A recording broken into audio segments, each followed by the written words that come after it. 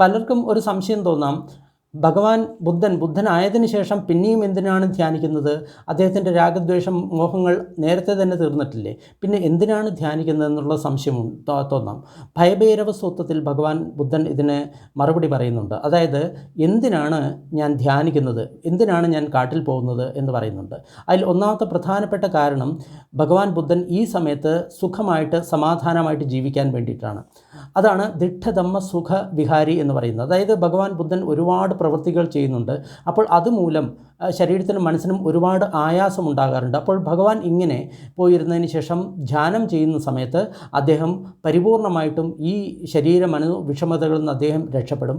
രണ്ടാമത്തെ കാര്യം എന്ന് പറയുന്നത്, ഇനി വരുന്ന ജനതയ്ക്ക് അനുകമ്പ കൊണ്ട്, അതായത് വരുന്ന ജനത ഭഗവാൻ ബുദ്ധനായിട്ടും നോക്കൂ ധ്യാനിക്കുന്നു, അപ്പോൾ നമ്മൾക്കും ധ്യാനിക്കണം എന്ന പ്രേരണ അവർക്ക് കിട്ടും. അതിനു വേണ്ടിയിട്ടാണ് ഭഗവാൻ ധ്യാനിക്കുന്നത്.